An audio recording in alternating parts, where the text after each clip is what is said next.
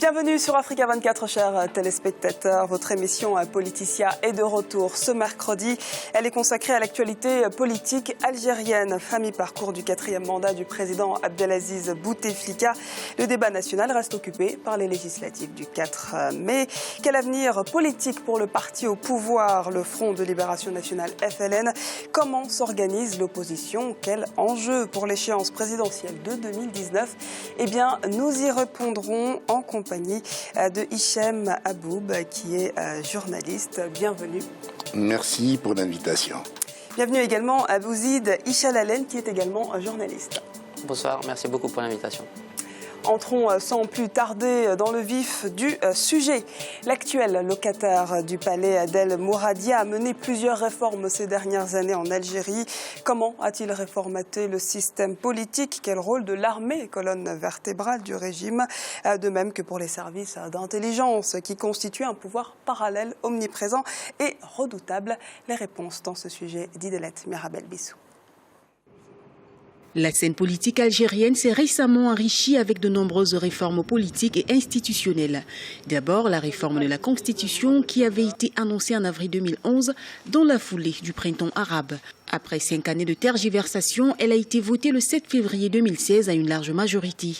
2 votes contre et 16 abstentions sur 499 parlementaires par l'Assemblée nationale et le Sénat réunis en congrès à Alger. Ce texte a été dénoncé par les opposants. Pourtant, la révision constitutionnelle avait été promise par le président algérien Abdelaziz Bouteflika comme un gage de démocratisation. L'Algérie, qui amorce un tournant historique, est au rendez-vous avec une ère nouvelle et un renouveau républicain fort. La révision de la Constitution se propose d'élargir les droits et libertés des citoyens, ancrer la démocratie pluraliste, conforter les fondements de l'état de droit et consolider l'indépendance de la justice dans notre pays. Toujours dans le sens des réformes, la presse algérienne avait annoncé en février 2016 que le puissant service de renseignement avait été dissous. Remplacé par 3 directions distinctes, elle avait été placée sous l'autorité de la présidence de la République. Une révolution apparente, s'indignent certains observateurs. Il y a eu un changement de nom, les tenues militaires ont été rendues, mais les structures restent très puissantes. Les services sont le noyau de l'armée. De plus, sans police politique, on ne peut pas tenir le pays. Quant à la réforme de la Constitution, on peut, sur le papier, donner des garanties au Parlement et à l'opposition. Mais si une police politique demeure, s'il n'est pas possible de manifester, si créer un parti reste un parcours de combattants, s'il n'y a pas de vie politique réelle, cela ne sert à rien. La réforme de la Constitution adoptée en février 2016 fait référence à des élections libres, à la séparation des pouvoirs, à la lutte contre la corruption, à une économie nationale forte et diversifiée, sans oublier le rôle incontournable de la jeunesse dans cette nouvelle vision politique de l'Algérie. En bref, le texte se veut un modèle de démocratie. Pourtant, loin de faire l'unanimité, le projet de réforme a suscité de nombreuses critiques. Les plus vives visent l'article 51 consacré aux conditions d'accès à la haute fonction publique qui déclare que la nationalité algérienne exclusive est requise pour l'accès aux hautes responsabilités de l'État et aux fonctions politiques. La mesure a provoqué de nombreux remous. Des tribunes mais aussi des pétitions ont demandé le retrait de ce texte. Avant de débuter ce débat, nous tenons tout de même à préciser qu'une invitation a été donnée au sein d'Africa 24 auprès des membres du FNL. Ils n'ont pas donné suite à cette invitation. Monsieur Aboud, on vient de le voir, le président Abdelaziz Bouteflika a mené certaines réformes au sein du pays, mais d'après vous, quel style de gouvernance mène-t-il? Alors déjà, on attribue ces réformes à un homme qu'on ne voit pas. C'est pratiquement un fantôme qui gouverne l'Algérie. Mais en réalité, ce sont des forces occultes qui gouvernent l'Algérie. Qui gouverne l'Algérie, d'après vous, aujourd'hui? Alors, qui gouverne l'Algérie aujourd'hui? D'abord, il y a le frère du président, Saïd Bouteflika, qui, lui, joue le rôle du chef d'orchestre, mais il a autour de lui d'autres hommes qui appartiennent au monde de la finance, et une finance pratiquement d'argent sale, hein, parce que ces nouveaux riches qui sont aujourd'hui, qui tiennent les leviers économiques algériens, sont de nouveaux riches qui n'ont aucune culture de l'investissement et qui sont enrichis grâce à un réseau relationnel. Sur quelle base dites-vous que cet argent est aujourd'hui sale, monsieur Oui, Aboud? alors sur quelle base? Ouais, parce que, vous savez, en Algérie, c'est facile de s'enrichir. Il suffit de savoir où mettre ses pions, hein, pour s'enrichir. Vous voulez ouvrir une entreprise de je ne sais dans quel secteur, il faut avoir un parrain derrière soi. Sinon, vous n'aurez jamais cette entreprise. Tout récemment, pour importer les bananes en Algérie, eh ben, il faut avoir une autorisation. À qui on donne ces autorisations d'importation des bananes? À 16 ou 15 importateurs qui ne sont pas de simples citoyens qui viennent déposer un registre de commerce pour l'obtenir. Voilà, 6. Voilà. Bon, la même chose pour les véhicules, pour les pièces de rechange. Donc, pour pouvoir ouvrir ou investir en Algérie, même les étrangers, s'ils veulent investir, il faut payer ce qu'on appelle... C'est une bonne chose, c'est la préférence nationale dont vous parliez, 49 à 51%. Oui, mais attendez, les gens ne viennent pas à 51-49, mais ce qu'il y a derrière ces 51-49, généralement, les gens, c'est les responsables, les dirigeants, hein, ceux qui sont derrière, demandent ce qu'on appelle en Algérie la tchipa. La tchipa, c'est quoi? C'est le pot de vin qui évolue entre 10 et 20%, parfois plus même. Et puis, très souvent, ceux qui viennent s'associer aux véritables investisseurs, ce sont des gens qui ne mettent pas un centime, mais juste vous facilitent l'accès aux prêts bancaires, vous facilitent l'accès à avoir une assiette de terrain pour construire, et on appelle ça une caution morale. Donc cette personne vient prendre la moitié et en se présentant comme étant une caution morale. C'est ça l'argent sale. Vous trouvez un ancien marchand de légumes qui aujourd'hui est à la tête d'un groupe de presse, est à la tête d'un groupe d'industrie automobile, quelqu'un qui vendait du melon il y a quelque temps, il y a à peine une quinzaine d'années, et aujourd'hui il a la tête aussi d'un grand groupe de presse. Vous dénoncez énormément vous dénoncez énormément de choses, mais le président a tout de même été élu par les Algériens, et à la dernière élection, il a enregistré un score de 81,53% des suffrages. Avec un taux de participation de 51-52%. Pour la première fois que le pouvoir reconnaît qu'il n'y a pas eu une participation massive, à peine la moitié, et encore, ne faut pas oublier que la fraude est une culture dans les mœurs du pouvoir algérien. Les élections ont été reconnues comme crédibles, et le président est aujourd'hui à la tête du pays, et il a notamment mené des réformes dont on parlait dans le sujet. Permettez-moi de vous faire remarquer que pour la première fois dans l'histoire des peuples du monde, un candidat à la présidence de la République était invisible pendant toute la campagne. Vous parlez d'un président, vous parlez aujourd'hui d'un président. Et il est devenu président. Vous parlez d'un président fantôme dont on parle beaucoup, les Algériens l'ont aujourd'hui. Qui ne le voient pas, qui n'entendent pas. L'ont aujourd'hui élu, au-delà de cet aspect d'un président qui s'exprime très peu. Est-ce que vous pensez qu'il a quand même indéniablement stabilisé l'aspect sécuritaire du pays Alors, la stabilité sécuritaire, à ce jour, en continu d'annoncer à la une des journaux l'arrestation de terroristes, des actions de terroristes quotidiennement. Donc il n'y a pas de stabilité sécuritaire.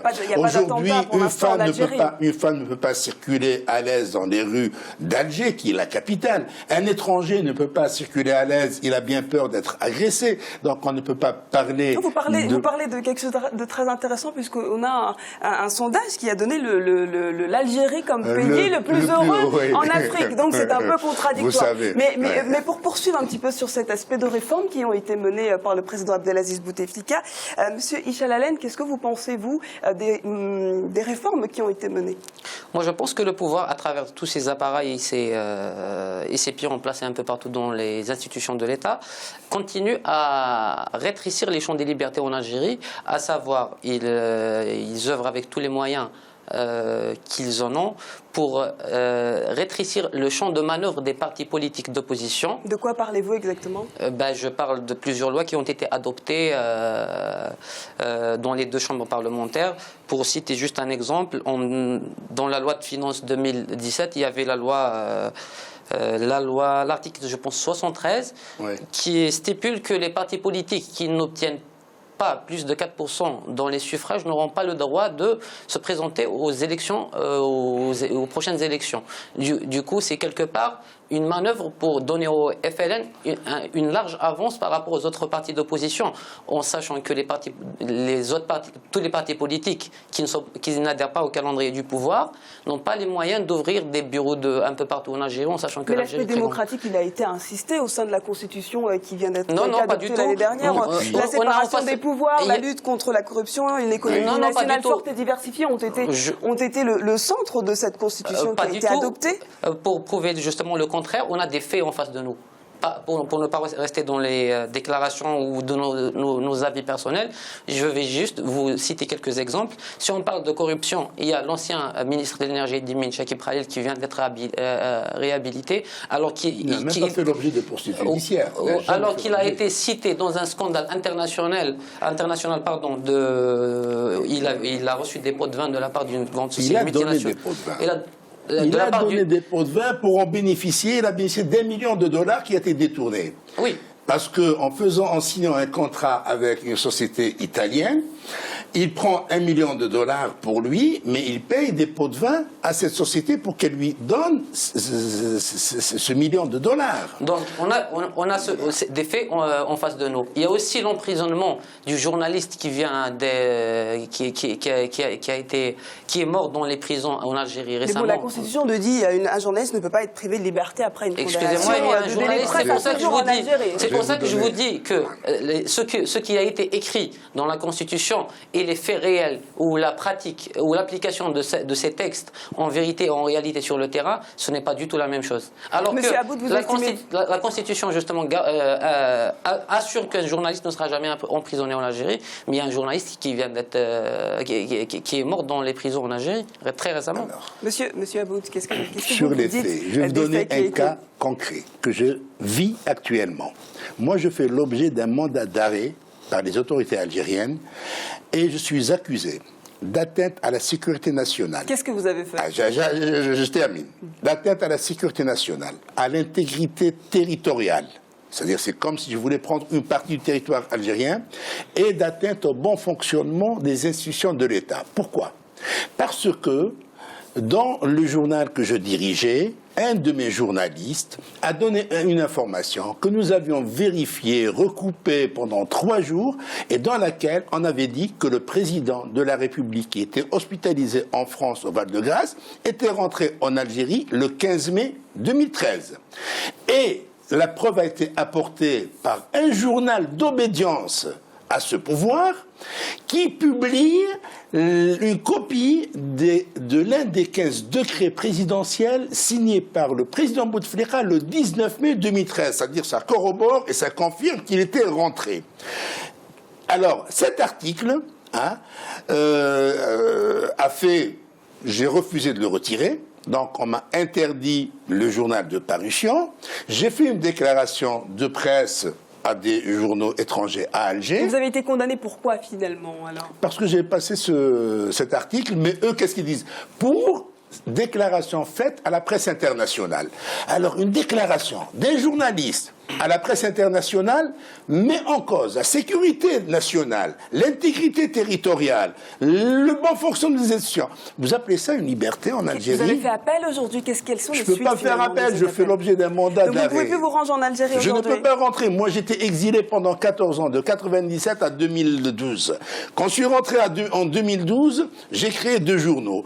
C'était une récréation pour moi qui a duré 1 année et demie, et par la suite, de nouveau, suspension, parce qu'on m'a déjà suspendu 4 journaux auparavant, dans les années 90. Donc, j'ai payé... Vous tapez peut-être beaucoup sur le régime algérien, je ne tape monsieur pas, Aboud. moi je ne suis pas un opposant. Moi je suis un journaliste qui fait son boulot.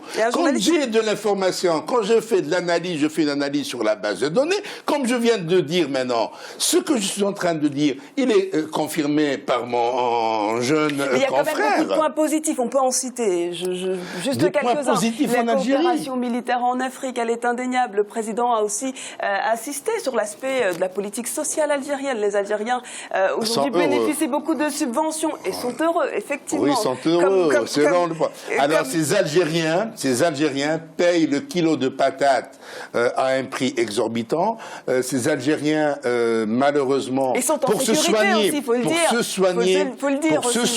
ils font la manche, ils lancent des appels dans les journaux, ils lancent des trucs pour se soigner. Je pense que c'est ce qu'on appelle chez nous l'achat de la paix sociale. Le pouvoir, à un moment, c'est la corruption et au bénéfice des populations, cette manne des hydrocarbures, elle a bien servi aux Algériens. Pas du tout, les Algériens n'ont rien perçu. Écoutez, il faut juste faire un tour dans les écoles algériennes et voir dans quelles conditions. Les hôpitaux algériens, allez voir les hôpitaux algériens. Monsieur Aboud, quand on voit le dernier rapport du développement humain, classe l'Algérie 83e mondial, c'est bien qu'il y a quand même eu des investissements publics dans le pays. Attendez, vous savez combien l'Algérie a engrangé en 15 ans comme recette pétrolière? 1000 milliards de dollars.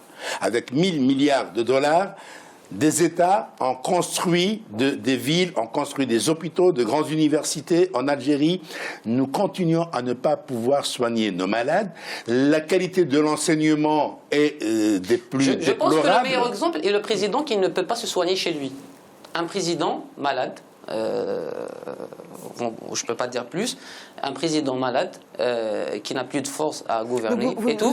Un président non, quand vous dites qu'on a réalisé des projets. Aujourd'hui quand même qu'il n'y a aucun point positif dans ce bilan. Non, c'est pas ce qu'on dit. Le quatrième mandat, qu'est-ce que vous dites de ce quatrième mandat aujourd'hui? Vous le qualifierez de comment? Le quatrième mandat, c'est un scandale, c'est une mascarade électorale. Le quatrième mandat, on est un président qu'on n'a jamais vu durant une campagne électorale. C'est son premier ministre qui faisait la campagne à sa place. Il y avait juste un cadre, la photo du président à côté de lui. La population a quand même accepté. Je veux dire, mais il faut savoir. La démocratie, elle est là, elle est au cœur du débat. Il faut dire la vérité. Les Algériens se sont prononcés en la faveur du président. Ce tableau que je brosse, sa responsabilité n'est pas assumée par le seul pouvoir. Elle est assumée par tout le monde parce que c'est la faillite de tout un système et c'est la faillite de tout le monde. Société civile, presse, opposition, sont tous... Vous pointez du doigt. Oui, bien sûr. Je ne serai pas d'accord avec vous. Laissez-moi terminer, s'il vous plaît. Laissez-moi terminer, ne me coupez pas. Alors, la presse est responsable. Aujourd'hui, la majorité des journaux vivent de la main publicitaire étatique et ces journaux ne peuvent pas sortir de la ligne rouge, ne peuvent pas franchir la ligne rouge. Une presse qui tourne le dos, qui se détourne des événements.